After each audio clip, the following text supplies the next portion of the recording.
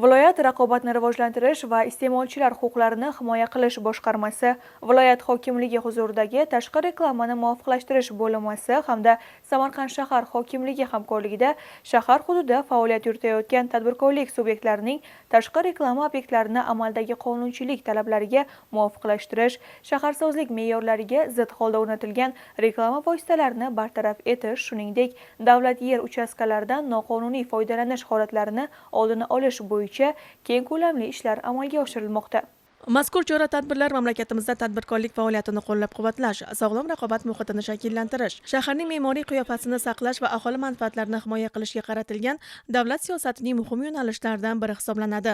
Ayniqsa, tashqi reklamaning mazmuni, joylashuvi hamda ko'rinishi shaharning umumiy estetik muhitiga ta'sir ko'rsatishi, fuqarolar uchun qulay va xavfsiz muhitni ta'minlashda muhim omil bo'lib xizmat qiladi. Shu munosabat bilan ishchi guruh tomonidan Samarqand shahridagi markaziy ko'chalardan biri bo'lgan Rudayki ko'chasida nazorat tadbirlari o'tkazildi. Ushbu jarayonda qonun talablariga javob bermaydigan, ruxsatsiz o'rnatilgan, shuningdek, o'zbek tilidagi imlo qoidalariga rioya etilmagan tashqi reklamalar aniqlanib, ularni bartaraf etish bo'yicha tegishli choralar ko'rilmoqda. Bu esa davlat tilining nufuzini oshirish, milliy qadriyatlarimizni asrash va madaniy muhitni mustahkamlashga qaratilgan muhim qadamdir.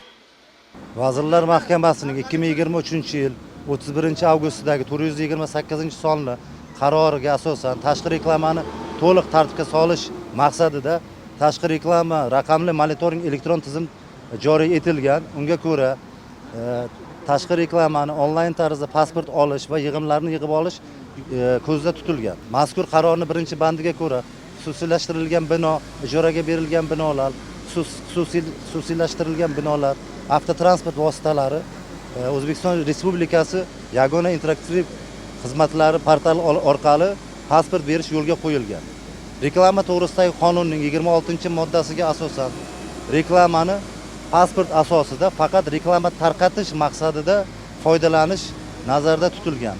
Ushbu qarorning 47-moddasiga asosan agar pasport olmasdan faoliyat yuritsa, O'zbekiston Respublikasining bazaviy hisoblash miqdorini 50 baravari, ya'ni 20.600.000 so'm jarima solishga sabab bo'ladi. Ushbu tadbirlar viloyat rahbarimiz tomonidan hozirgi kunda Samarqand shahrida va barcha tumanlarda amalga oshirilyapti. Tadbirkorlardan iltimos qilib qolamizki, barcha peshlavqalar, tadbirkorlik yuritish subyektlarini onlayn tarzda qonuniy belgilangan tartibda pasport olib, o'z davlat tilida peshlavqalar qo'yishini iltimos qilib qolamiz. Mutaxassislar tomonidan o'rganish ishlari davomida tadbirkorlarga tashqi reklama obyektlarini joylashtirish faqat belgilangan tegishli ruxsatnomalarga ega bo'lgan reklama joylarida amalga oshirilishi shartligi atroflicha tushuntirilmoqda. Shuningdek, ularga reklama vositalarining mazmuni qonunchilik talablariga, jamiyat ma'naviy axloqiy me'yorlariga va iste'molchilar manfaatlariga mos bo'lishi lozimligi uqtirilmoqda. Amaldagi qonunchilik hujjatlariga talablariga muvofiq O'zbekiston Respublikasida reklama davlat tilida tarqatilishi belgilangan, lekin belgilangan tartibda davlat ro'yxatdan o'tkazilgan tovar belgilari, xizmat ko'rsatish belgilari hamda logotiplar qaysi tilda bo'lsa, shu tilda tarqatilishi mumkin.